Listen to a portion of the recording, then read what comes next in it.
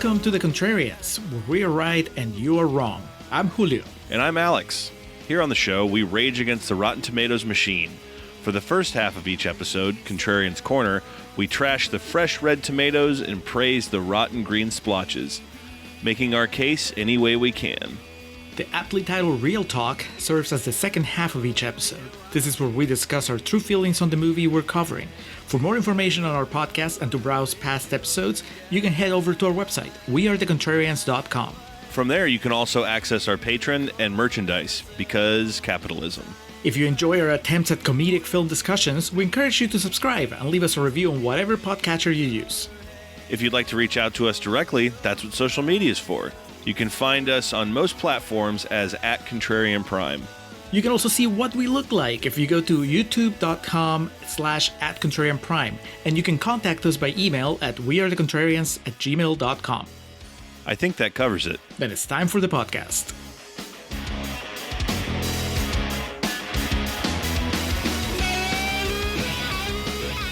And we are recording for Contrarians Corner for The Matrix.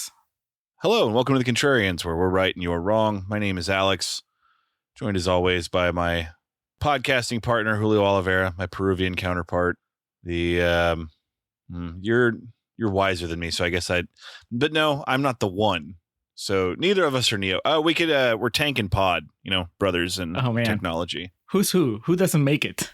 Oh, you're faster than me. You've got a better build and slimmer. You'd be able to outmaneuver fucking Joey Pants. I'd go out like, the heroic charge, though, like that dude does. No! And then just run into the fucking flames.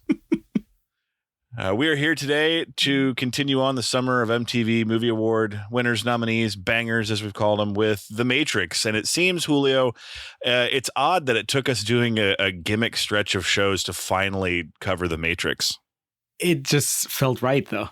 As we were doing our draft, as I was trying to decide what movies had to be in and which movies had to be left out, I just kept looking at The Matrix and thinking, how could we not? Like, if we don't do it now, what else, where else would it fit so well? Like, I guess we could do a horrendous event where we cover all the Matrix movies.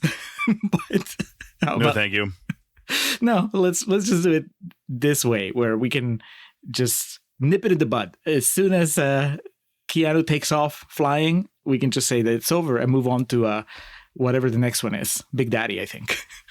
Oof.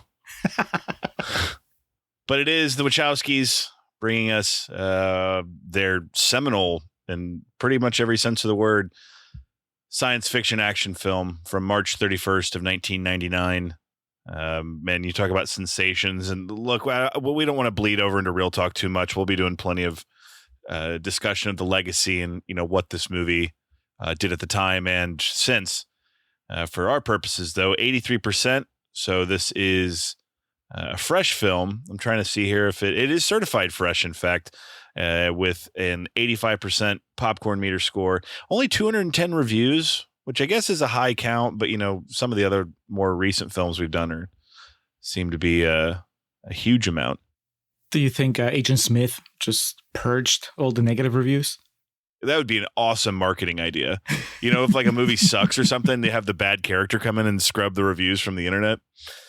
But in the first half here, we will be doing what we can to make The Matrix sound bad, which would have been much easier for the other three versions of this. Yeah, there's nothing that we can say in Contrarians Corner that's going to be as good in making The Matrix sound bad as what the Wachowskis did with the sequels. This is accurate. But Julio, 83%, which quotes did you pull for us? All right, fresh quotes. And Alex, I will have you know, I didn't know, maybe you did, that in 2024, there was a re-release of The Matrix for its 25th anniversary, I guess. And some of the quotes, I don't know if I actually pulled any of them. I did one. So there's some quotes from that re-release. So those 210, they're not even all OG release. Some of them are from 25 years later. So weird. It makes me wonder what the percentage, what the Tomatometer score was before that re-release. If it made a big impact or if it was just like a percentage point. I guess we'll never know. But Let's start with Marshall Fine from Journal News, Westchester, New York, who says, The Matrix is a journey into a genuinely original vision of our cyber future that will have you checking your own reality by the time it's over. Yeah. That's something that, I mean, I guess you could trace it back to The Matrix. You could probably trace it further back, but The Matrix might have made it mainstream, made it cool for people to go, no, man, this is all a simulation. This is not the real world. Did you ever run into any of those people that love the phrase perception is reality? Yes. Me too. When I first moved to the States, I couldn't tell if they were being serious or not. And then when I realized that they were being serious, I couldn't tell if I should keep talking to them or just walk away. Yeah, it's a bit much. Next, Mike Davis from the Birmingham Post says, by the time you've reached the end of this breathtaking, mind-popping ride, the last thing you'll want to worry your head about is whether it made any sense. I think that maybe applies the first time you watch it. But yeah, on rewatch, it's impossible not to start second-guessing the world building, just this thing that the Wachowskis kind of laid out for 2 hours and 10 minutes. I mean, it can't be helped, and so it stops making sense. I have a lot of questions about the way the Matrix works, Alex, and I can tell you already, having rewatched the sequels a couple years ago, that the sequels don't help the story make any more sense. In fact, the sequels complicate things even more, where it makes less sense. So, Mike Davis, that's good if you only watch the Matrix once, but unfortunately, it was one of those movies that became a sensation, so even if you didn't want to watch again, your friends would drag you to watch it again. Next, Adrian Martin from The Age, Australia says, rarely has a blockbuster been so enjoyable. Superbly staged and edited, it never loses its drive and intrigue. Reeves has come a long way as an actor since the woeful Johnny Mnemonic, and so has the entire cyberpunk genre on screen. This dude, drawing a line between Johnny Mnemonic and The Matrix. Do you see it? I mean, other than the Keanu Reeves factor. I mean, I would agree we're a far cry away from Johnny Mnemonic at this point. As a society. Speed came after Johnny Mnemonic, correct? Mnemonic was 95 and Speed was 96? I thought Speed was 94. You would know better because you're the Speed head. The bus that couldn't slow down. Let's see. No, you're right. Good call. That was 94. And then Johnny Mnemonic was 95, so I had that one right. Yeah, so Speed doesn't ask too much of Keanu as an actor, whereas in Johnny Mnemonic, as has been chronicled on the Contrarians, it asks a lot of him, in specifically one scene. And I would go ahead and plant my flag in the ground as saying this movie does not ask as much of Keanu Reeves as Johnny Mnemonic does. Perhaps the Wachowskis thought they learned from watching Johnny Mnemonic. They knew the limits of the Keanu Reeves performance. So instead of asking a lot of him, they asked a lot of the special effects artists. Is that what you're saying? Yes. The fight choreographers. Yeah, that too. I want the club sandwich. I want the cold Mexican beer. I want a $10,000 a night hooker. And we're going to close with Mark Jackson from Epoch Times. And this one, Alex, must be one from a re-release. Says, The Matrix is the AI prophecy and wake-up call the human race is in dire need of. Watching the 2024 re-release is highly recommended. September 25th, 2024 was when this review was posted. This dude was asking stuff on Twitter. He was asking Grok. Every time I see that, like, I still...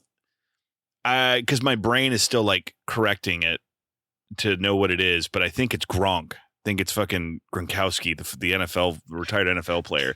So I was like, why are people asking Gronk this? Why is he being so articulate? Exactly. Who cares about his opinion? I wonder what happens if you ask Gronk, what is the Matrix? I refuse to engage. I'm barely on Twitter/X these days. And when I am, it's certainly not to like help Elon Musk's AI bot jack off. Mm-hmm. So I just, but it shows up on my feed, and I look at my feed for like 5 seconds before I go to my private messages. But there's always somebody either asking Grok something or quoting a response from Grok.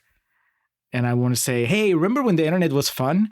And you would just go down a rabbit hole of doing your own research instead of hoping that Musk's technology would summarize it for you, maybe not so badly. So, depressing state of affairs, Alex. I welcome the Sentinels and the agents. They need to come and whip us into shape. It's a shame this movie's not like now, because Trump would refer to the Democrats as the Sentinels. He would call himself Agent Trump. They're trying to breach the Nebuchadnezzar, the Sentinels, the sleepy Dems. All right, enough of the quotes, Alex. Let's plug in. Let's get into the Matrix in Contrarians Corner. Oh, baby. You ever have that feeling where you're not sure if you're awake or still dreaming? All the time. As crazy as it sounds, on the weekend of March 31st of 1999, the folks, I don't think really knew what they were in for as far as a cultural phenomenon. This movie does take place in present time. In 1999, in an unnamed city, Thomas Anderson, a computer programmer known as Neo in hacking circles, delves into the mystery of the Matrix. His search brings him to the attention of hacker Trinity, who discovers that the enigmatic Morpheus can answer Neo's questions. At his workplace, Neo is pursued by police and agents led by Agent Smith. Morpheus guides Neo's escape by phone, able to somehow remotely observe their movements, but Neo ultimately surrenders rather than risk a hazardous getaway. Julio, first thing, when I was watching this today, I was like, Jesus, I didn't realize how many times I've seen this, just between like memorization of dialogue and, but the big thing is the WB studio signature, the green it opens with. It's not unlike that of The Dark Knight, with the steel blue that opens with. Mm-hmm. And here, the problem is the green doesn't go away. This entire movie has an Instagram filter on it. Who made that call? Who decided that the internet was going to be green and gross, unpleasant to look at for the entire movie? You would think that the Matrix would be great to look at, right? That's the whole point. Mm-hmm. And I know that at some point they say, well, humans couldn't handle a utopia, so we had to dirty it up a little bit. But still, like I feel like they went overboard when the Matrix was being regenerated. This version of the Matrix, they're like, we're gonna make it as nasty as you can think of. I didn't remember this, Alex. I guess I've seen it less times than you. And like I said, I've seen the sequels recently, but by then I think that they were a little less concerned with being artistic and they were more concerned with the message. So in this one, they were really going with the colors and the camera movements and whatever. And I was going to ask you if you knew that in the Animatrix, which is the collection of shorts, animated shorts that happen between the first and second movie, did you know that it's revealed that Thomas Anderson's first name is Paul? I was like, where the fuck is he going with this? All right. Incredible. When the movie opens here, he's falling asleep writing the screenplay to There Will Be Blood. 99, so it could conceivably be Punch Drunk Love, because that was 02, 03. So that's what he's working on here. Whatever the case, Keanu Reeves, Alex. Green Keanu Reeves. Actually, we don't see him first. The first one we see is Carrie-Anne Moss. When you watched The Matrix, had you already seen Memento? No. So we'll talk about my first time watching The Matrix in Real Talk, but so she was just streaming. I was in 8th grade. Yeah, exactly. So I didn't know Carrie-Anne Moss from... I thought this was like a new girl on the scene. I was like, who's this lady? That's not Julia Roberts. Who could this be? I mean, she was, right? Because this is before Memento. I just know that, to some people, they might have caught Memento first. And then they're like, oh, is that bitch from Memento? She's an action star now. Man, it has to be said. And it has to, it's kind of like low hanging fruit, but at the same time, it's so true. Fucking bullet time. I understand that back in the day, it blew our minds collectively, but for one, it just started a trend that went nowhere. But secondly, when you watch it today, it's so cringe. Did you cringe? I just shuddered when they did the thing where she jumps and then she freezes up in the air and then the camera. That's the big opening here, man. It's like this is what you're gonna see. It promises a movie of style over substance right out the bat. This doesn't make any sense, but doesn't it look cool? And the answer is no, not anymore. I knew that we were done. Like, we were done officially with The Matrix when they parodied that in Shrek, which I don't know how many years after it was. But I was like, it's over. Princess Fiona just did the bullet time kick. we've hit rock bottom. One thing that's important to call out here, too, is that in 1999, the idea of the internet and, the mystery of the internet was still in the ether. But watching this in 2025, he thinks he types a few codes in and the government's going to come after him. Silly Keanu. The government doesn't need any excuses to come after Exactly. It's like, it's either that or now you can do anything on the internet and get away with it. Now it'd be like he has a torrenting site open and then they call him, your internet provider will track those if you seed downloads and shit. And so I just imagine Spectrum calling him. Are you Mr. Anderson? Mr. Anderson, are you seeding the most recent season of Ozark? Whoa. Morpheus? The agents interrogate Neo about Morpheus, but he refuses to cooperate. He says, how about this? I give you the finger and you give me my phone call. In response, they seal Neo's mouth shut and implant a robotic device in his abdomen. I remember in 8th grade, after seeing this movie, when I would chew gum, I would always try to get it to stick to my lips and kind of spread apart like Neo when his mouth gets sealed shut here. I don't know why I remember that. That's what made an impression. Yeah. It didn't make you realize how vulnerable your belly button is. Because that was my takeaway. That is I remember one time getting hit or poked in the belly button when I was a kid. And it's like getting hit in the nose. It's one of those memorable pains in that it's just so odd and feels uncomfortable that part of it really made me squirm. It's 5 minutes of David Cronenberg in the Wachowskis movie, and then he goes away because we never get this type of body horror again. I want to call out the first time that the movie stopped making sense to me, knowing what comes ahead, right? That when Morpheus is kind of walking him through the escape, but he ends up failing, right? Because he can't get on the scaffolding. But Morpheus is directing him like he has a live feed of Keanu in the office. He's got right? the third person camera from Serious Sam or something. It's just hovering over him. It's the GTA camera, from 3 onward, where it's just the third person view. Pause. Wait a second. Okay, now run. Stay low. So that is a hell of a superpower technology, whatever you want to call it, to have. And it's never deployed again, because that makes you think that Morpheus has this sort of all-seeing eye over the Matrix, or at least that he can when he wants to, right? He wants to focus on a building or whatever.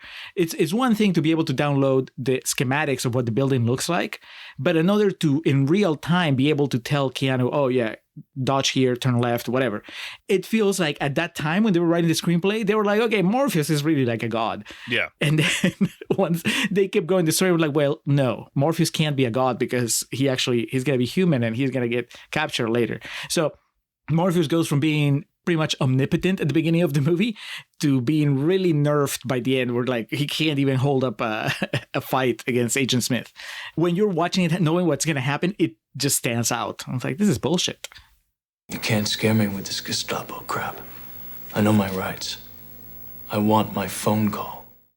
Neo awakens at home, initially dismissing the encounter as a nightmare until Trinity and her allies arrive. They extract the implanted tracker and bring Neo to Morpheus, their leader. And this next scene would be memed to death by Republicans and radical conservatives that don't at all understand the message of the Matrix, in which Morpheus offers Neo a choice: a red pill to uncover the truth about the Matrix, or a blue pill to forget everything and return back to his normal life. I cannot tell you, it's probably why I stayed away from this movie for several years. During the great vaccine debate of COVID, how many conservatives were using the red pill, blue pill Morpheus meme to indicate, the sheep that took the vaccine versus the people that stood up for right. Far be it from me to defend idiotic anti-vaxxer Republicans, or any sort of anti-vaxxer, I guess. But in somewhat their defense, I don't think the Wachowskis also know what the message of the Matrix is. Touche. It's evidenced by the sequels. That's a very good point. They may have had an idea, and I have an idea about this movie, But you're right. By the end, your brain, if you try to keep up with what the message of the sequels is, your brain just ends up like it's like a bowl of the fucking shit they eat on the Nebuchadnezzar here. That's what ends up happening to your brain if you try to actually dissect this. And Warner Brothers laughs all the way to the bank. And everyone involved laughs all the way to the bank. Not Larry Fishburne. Well, no, I guess he gets residuals. Never mind. I take it back. Everybody makes money off of us. Well, I don't know. He looks miserable in parts of this, just like the physical demands. Like, Larry, don't eat or drink water for 7 days and then show up to set. You're going to be fighting Keanu Reeves, so tip top, please. What do you make of his glasses, Alex? Are they cool or are they trying too hard? The sunglasses, the Morpheus. Oh, they're sick contemporaneously, but it's something that's been copied to death. And also having lived in, society and culture after that, and everyone was trying to wear those. And are you referencing like the reflective nature or the fact that they just kind of hover over his nose? That they hover. Oh, okay. That they don't have, and I was gonna ask, do you think that is it like shaved heads or really short hair? Or like not everybody can pull that off? So not everybody can pull off the Morpheus sunglasses. I would agree. So you shouldn't yes. try. Oh, yeah, definitely. You have to have the Larry Fishburne face. Opting for the red pill, Neo's reality distorts and he awakens submerged in a mechanical pod with invasive cables running through his body. Neo witnesses countless inert humans similarly encased and tended to by machines before he is ejected from the facility and rescued by Morpheus aboard the hovercraft, the Nebuchadnezzar. So when they absorb you into the Matrix, Alex, like, does everybody turn into Michael Stipe? Or is it just Keanu? I'm curious how far down his throat they had that gimmick, because it looks like he's really pulling that out of his fucking gullet when he wakes up in that goo. Yeah. Comes out pretty slimy. I really was wondering, how long does it take for your eyebrows to grow? And I guess it depends on the person, but he is completely hairless when he comes out of this thing. And then I know through the magic of movies and ellipses, right? Eventually he gets to look a little bit more like Keanu Reeves. But how long do you think? Like, I'll be terrified of even shaving them for a movie because it's like, what do you do after that? Do you just wait it out at home? It has to be at least a month, right? Oh, yeah. I remember in the early days of Jackass, the TV show, they did a skit where Steve-O went to like a waxing salon and they waxed his eyebrows off. And yeah, I don't know how long that would take. I've never shaved my eyebrows, nor have I ever been reborn in a new... You did not take the blue pill. Completely minimalist world, one run by machines. As Morpheus reveals that the year is approximately 2199, in the 21st century, humanity lost the war with artificial intelligence. I mean, timely. Are we there yet? Leaving the Earth a devastated ruin. As a last resort, humans blacken the sky to eliminate the machines' access to solar power, and in response, the machines develop farms of artificially grown humans to harness their bioelectric energy. The Matrix is a simulated reality based on human civilization at its peak. The 90s? Yes. Designed to keep the subjugated humans oblivious and pacified. The remaining free humans established an underground refuge known as Zion, living a harsh existence on scarce resources. Morpheus and his rebel crew hack into the Matrix to free and recruit other people, manipulating the rules of the simulation to gain superhuman physical abilities. Even so, they are outmatched by the overwhelmingly powerful agents, sentient programs protecting the Matrix, and dying in the Matrix causes them to die in the real world. Morpheus has liberated Neo because he believes him to be the One, a prophesized figure destined to dismantle the Matrix and liberate humanity. Now, a little bit of a spoiler alert here. Joey Pants, returning not just to the Contrarians, but to the Summer of MTV Bangers. Yeah. A little more sinister this time. He's a bad guy. He's part of the Nebuchadnezzar crew, but he ends up turning on him. And essentially, everything I just read there makes his wanting to get out make all the sense in the world. Yep. It's like, it sounds interesting for maybe like 6 hours of walking around, but I don't want to live in this shit. That's where he reaches it. Are you telling me I can live in a world where this is not happening? Sure. I'll sell out the entire crew. I was bummed, I'm sure you were too, that the one character in the movie that sounds like a real person ended up being the bad guy. Like, nobody else, maybe Tank. Tank sounds a little down to earth. But everybody else sounds either really pretentious or they just sound like stereotypical action movie characters. What's the name of the blonde? Is it Switch? Switch is the blonde, right? Yes. Yeah, there's that a stretch of like 60 to 90 seconds where all that comes out of her mouth are action movie cliches. Is our way or the highway and so on. So Joey Pants shows up and he sounds like I would imagine a normal person would sound in this scenario. A normal person that's trying to make the best of it. And he's very charming and it hurts watching the movie knowing what's going to happen. I'm like, man, one, you're going to turn heel. And two, you're not going to stick around for the end of the movie. Like altogether, he's done like what, 2/3 of the way in? That's kind of, and getting to it, when he turns on him, that's kind of the weird kind of swerve they do.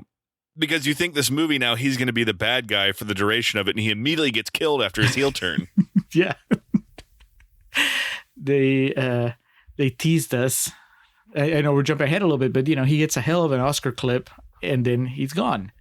That's not how it's supposed to work. I needed more Joey Pants. He tricked us. If you would have told us the truth, we would have told you to shove that red pill right up your ass. Yeah, we'll get back to the Oscar clip in just a moment as the crew plug in here to the Matrix. And, there's a lot to this that we're kind of glossing over. It's important to call out that they essentially plug this USB into the back of your head where they can upload data for you to learn. It's the early stages of Wikipedia. You just kind of get the bullet points or something. It doesn't make sense, though, because your brain is not the computer. The Matrix is the computer, right? Does it matter because Keanu says, jujitsu? I'm going to learn jujitsu. What's the Kung Fu line? I know Kung Fu, which... if we can find it, we'll drop it here. There's a Celebrity Jeopardy on SNL where Tobey Maguire was the host. It had to be for Spider-Man. And he's Keanu Reeves on the Celebrity Jeopardy. And he rings in to answer some question. And, Will Ferrell's Alex Trebek says, Keanu Reeves has an impressive negative $32,000. I know Kung Fu. For the last time, no, you don't. And we get, of course, the Crouching Tiger, Hidden Dragon fight scene between Lawrence Fishburne and Keanu Reeves, which was Crouching Tiger the same year. Was that 99? Maybe. Crouching Tiger, Hidden Dragon was 2000, in fact. Okay. Oh, shit. Yeah. They were inspired by The Matrix. What lasts longer, Alex? The training montage at Armageddon or this fight between Keanu Reeves and Larry Fishburne in their dojo? Because it goes on for a while and then it stops and it starts again and it stops and starts again. And the entire time I'm thinking, none of this matters. It's like playing the tutorial in a game. I was like, let me get to the real stuff.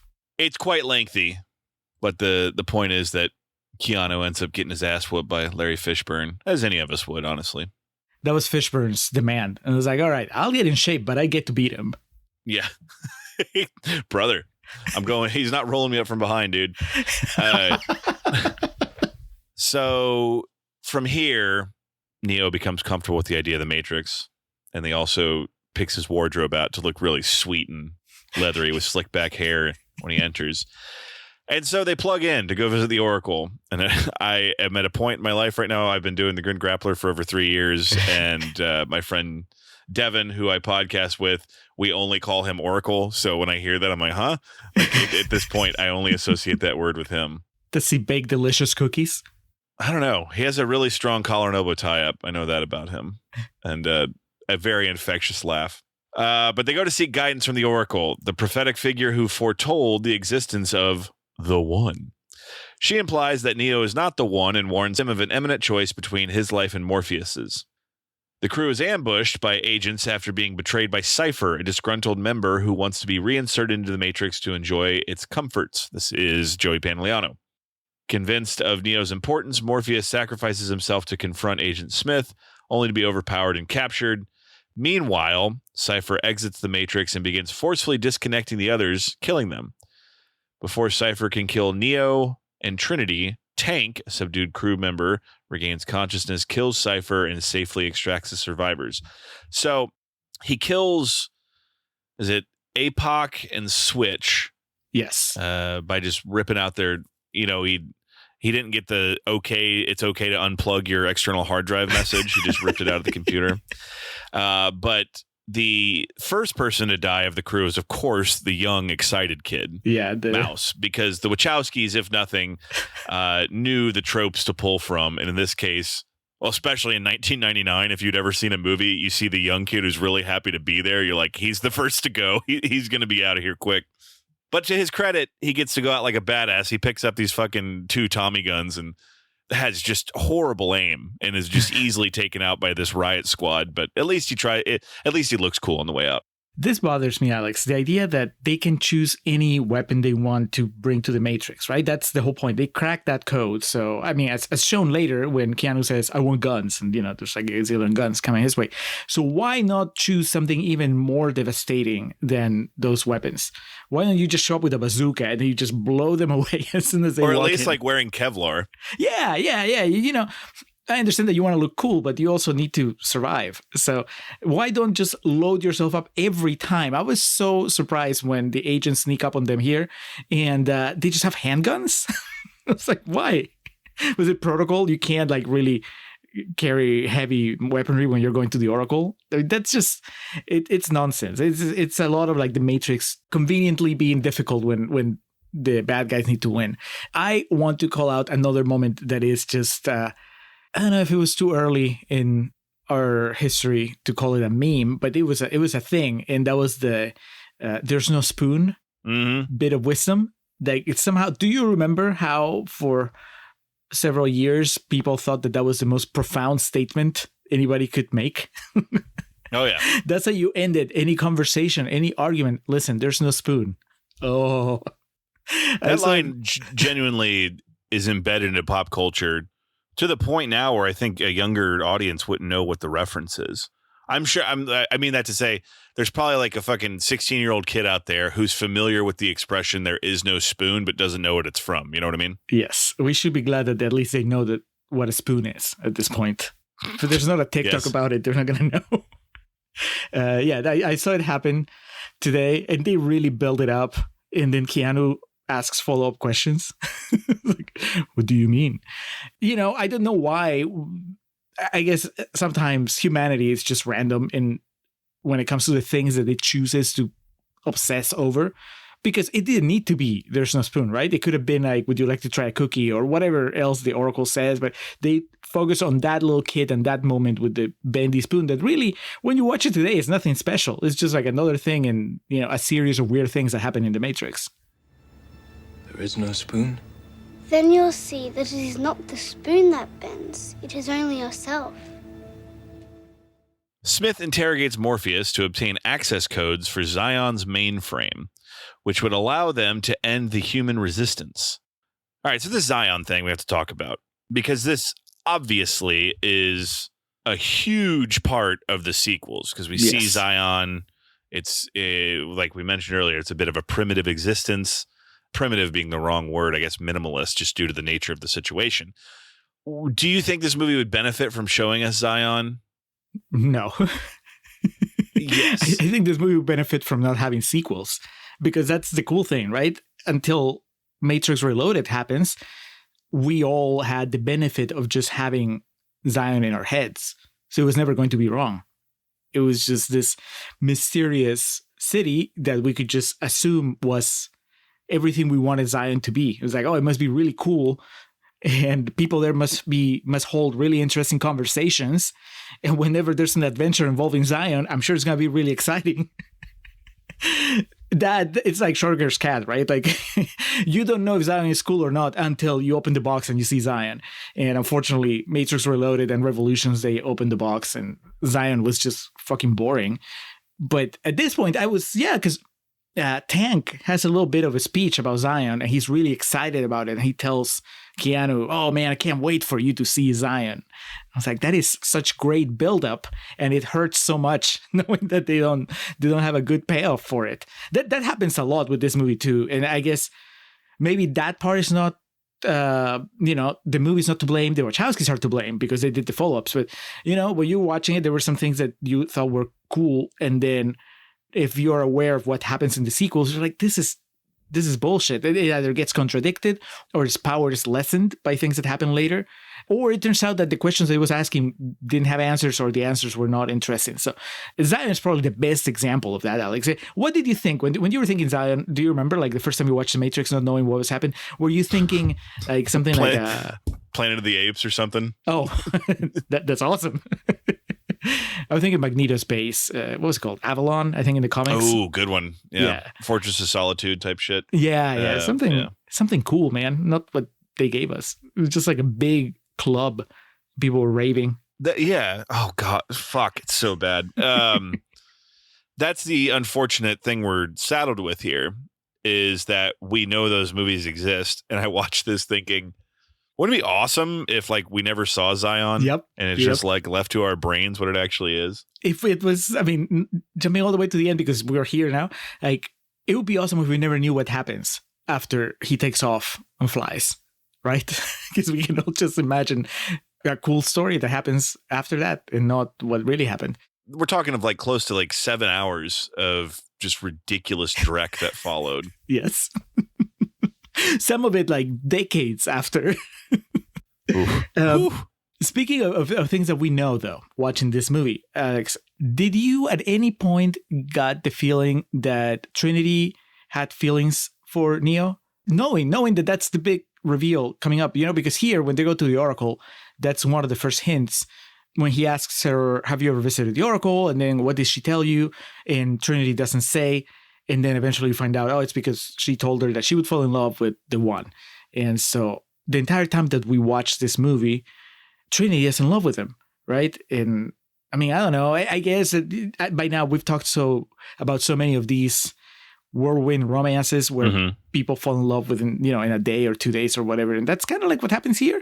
Like, did you feel any chemistry between Trinity and Neo? More importantly, Carrie-Anne Moss and Keanu Reeves? It's pretty funny now every time I watch it, because I've seen this movie like 20 times. It's so obvious that she's like drooling over him, and Neo is like how I was in some of my younger days of just being completely oblivious to all the signs surrounding it. He's just like, are you saying something? And she's professing her love for him.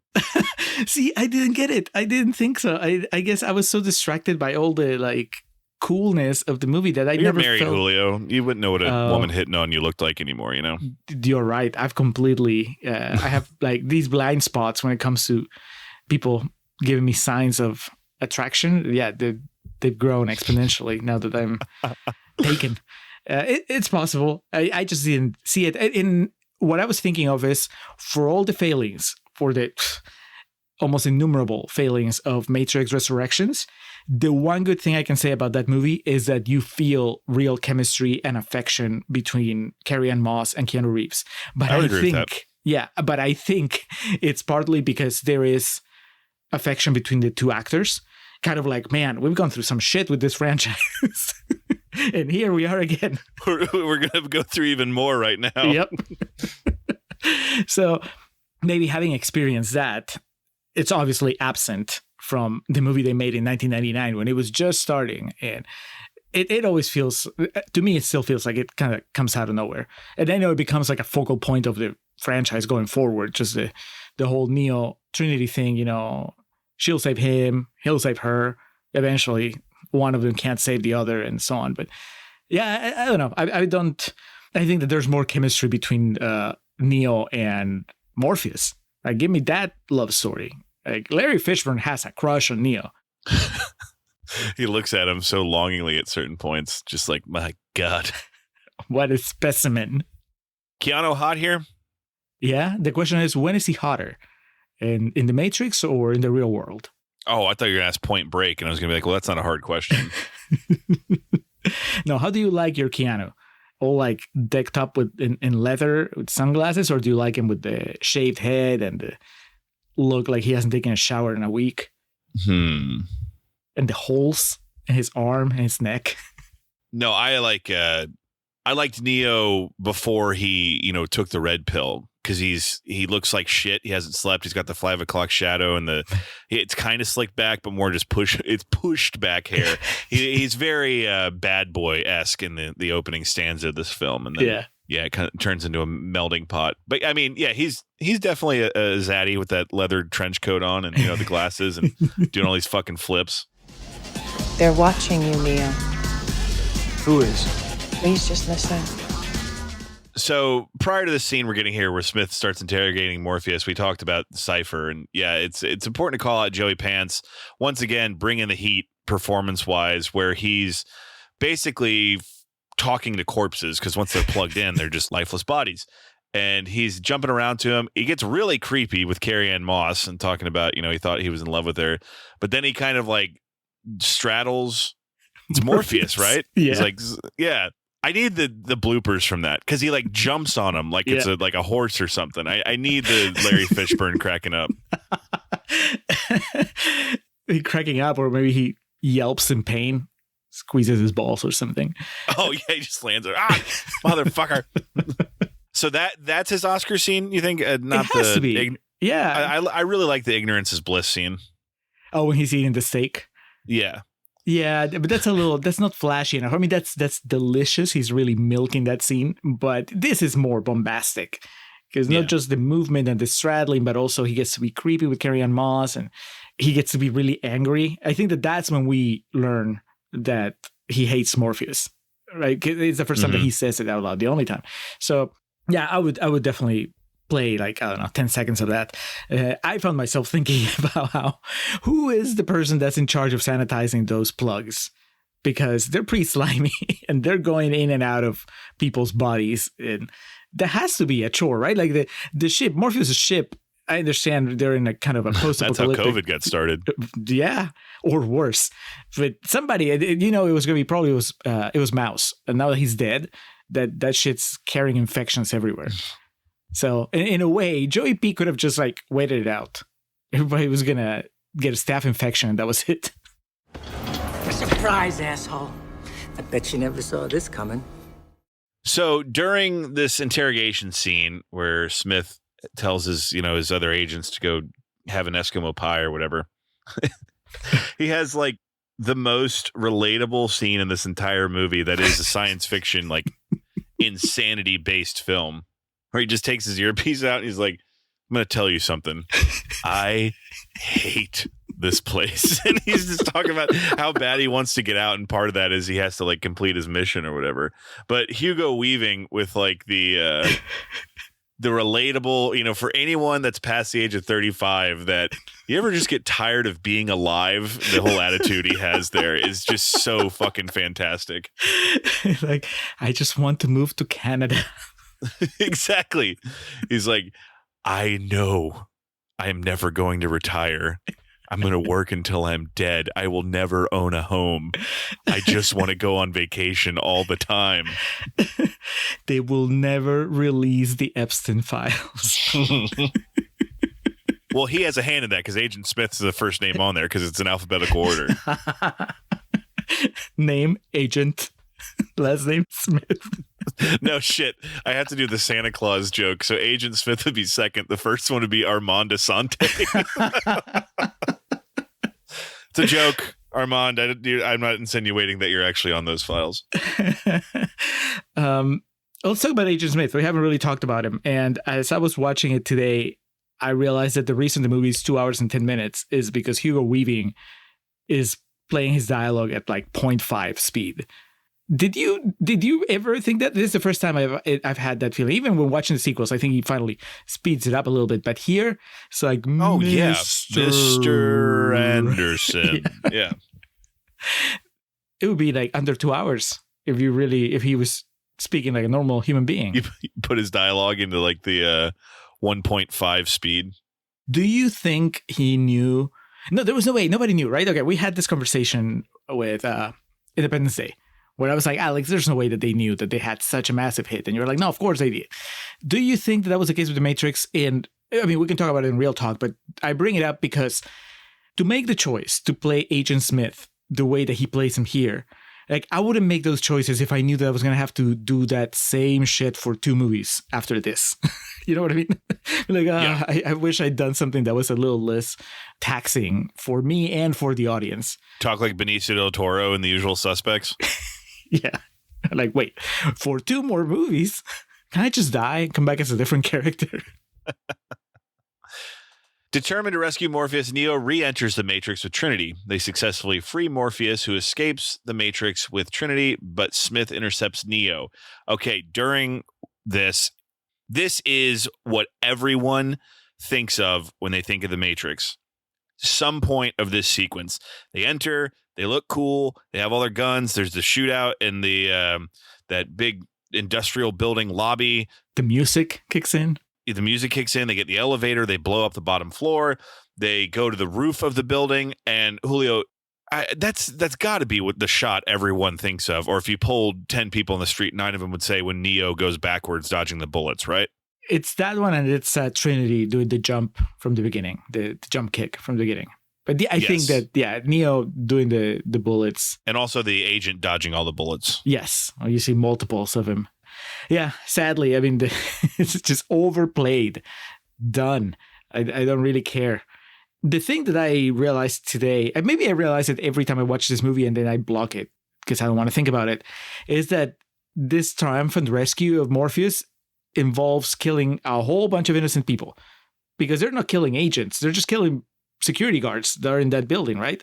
And those are just people that are working the regular jobs. They don't know that the agents are using that building to interrogate and torture Morpheus. These are just regular people. That's literally what Morpheus said when he was explaining the Matrix to Neo for like 20 minutes. He said, these people, they just are not ready to be woken up. And so they can become agents at any point. But other than that, they're really, those are people that are in the pods. So when they're shooting all these security guards, they're killing people that are on the pods. That's really fucked up. Yeah, exactly. Like there's like a bus driver that gets taken. The guy flying the helicopter gets taken over by an agent. The one agent that Trinity shoots in the head turns back into like a cop or whatever. And yeah, it's if you stop and think about it, you're like, well, hold on. This isn't all great. We shouldn't be celebrating. Yeah, this isn't cool. This is a goddamn tragedy. That's what it's come to. Neo has to kill innocents to rescue his friend. But that's what it is. I think the scene when they get the guns before they go into the rescue, he's like, we're going to need guns. And then it's just like fucking Walmart aisles and aisles and aisles of guns. That is the American moment in the movie, right? That is the one where the United States audiences... I didn't want to say it, but Well, because I'm thinking this is a movie that's a global hit. But I think that scene probably gets like a big thumbs up in America more so than in any other place in the world. Everybody else is like, that seems excessive. And Texas is like, fuck yeah. During that big sequence in the lobby of the office building, by the way, Keanu Reeves does a Shining Wizard, which is a pro wrestling move that I was like, holy shit. Is that the Keiji Muto's move? Yes. It is like the flying kick. Man, you've seen somebody do that like in real life? So the Shining Wizard is typically done. It was an elevated Shining Wizard. I need to call out. A Shining Wizard is typically done, Julio, if you are down on one knee and then I run and kick you like that. So yeah, you'd have to have a hell of a vertical leap to do it while a dude was standing. Okay. Our friend CM Punk back in the day had a really, really shitty looking Shining Wizard that he insisted on doing in all of his matches. I don't even know who does one anymore, but it was invented by, or the first person I saw do it was Keiji Muto, also known as a Great Muta. Taken to new levels and new heights, quite literally, by Keanu Reeves in The Matrix. Gaining confidence in his abilities, Neo fights Smith, demonstrating comparable power and eventually killing him. However, Smith resurrects into a new body and kills Neo. It is pretty fucking shocking the first time you see this movie. He just turns the corner and he just fucking is right there and guns him down. Back in the real world, as Penny Lane would say, machines called Sentinels have attacked the Nebuchadnezzar. Standing by Neo's real body, Trinity confesses her love for him and that the Oracle prophesies she would fall in love with the One. Morpheus goes, me too. Wait, she told me that shit too. Where is that old bitch? Neo revives with newfound abilities to perceive and control the Matrix. Remember this? The first time I saw this movie as a probably 13-year-old boy, when he starts seeing in code, I remember just like, I think I was Keanu at that point. I went, whoa. I was a little less impressed this time because, we did Peter Pan not that long ago. And that's literally the ending of Peter Pan. Wendy kisses him and he starts glowing and gains superpowers. And kicks Hook's ass, and that's really what happens here. She's like, I love you, kisses him, and then Keanu experiences puberty. You can't be dead. You can't be.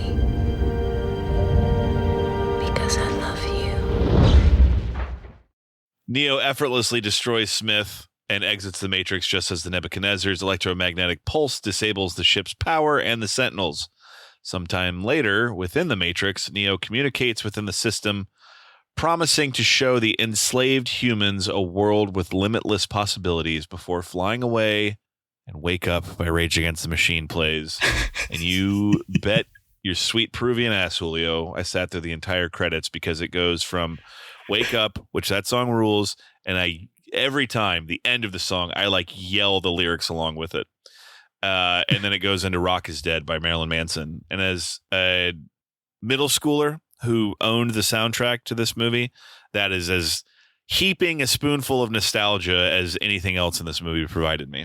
Do you have the soundtrack? I did. I don't know if I still have it. I have my crate of CDs. I still have. I want to say like I have the case, but not the CD. I'm trying to remember right now, thinking of where all my CDs are. But anyway, yeah, I wore this out as a child. And if I remember correctly, "Rock is Dead" by Marilyn Manson was the opening track. Well, I did not, but I remember the music, the score as they're shooting innocents in that rescue. That's the thing that I remember the most. And then it stops. Yeah. And then yay, mass murder. But the worst part, Alex, as you get to the end of this movie, and again, I am fully aware and willing to acknowledge that this is not entirely the movie's fault, but it's gone. That sense of awe that I remember getting when I was a young man watching this movie and seeing Neo take off and fly like Superman exiting the movie.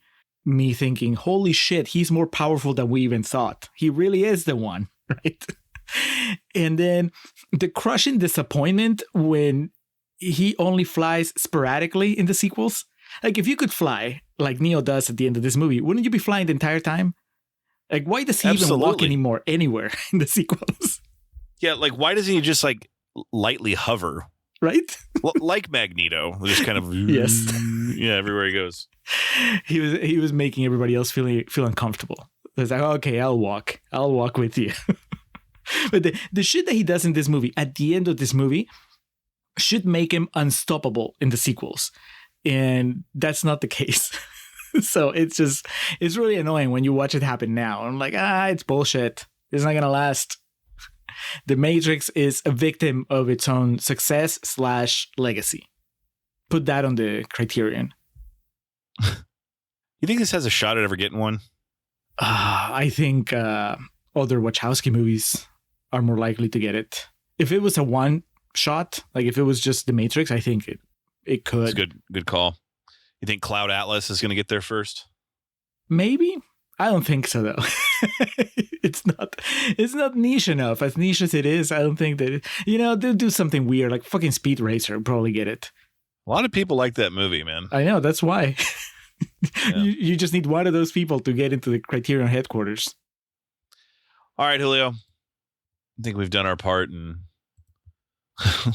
trying to make it seem like we didn't care for this movie. I'm pretty sure we're on the same page about this. So I'm very curious what Real Talk's going to hold. I think it's going to be a lot of personal anecdotes of memories of the movie and relationships to certain parts of it. So if you are ready, I'm ready to plug in and move on to Real Talk. No, we're unplugging now, right? Oh, yes. I'm sorry. Yes, because we were living the falsity and now we have to get real. Yes. Okay, wait for that window to pop up saying that we're good to remove the USB. All right, let's go to Real Talk.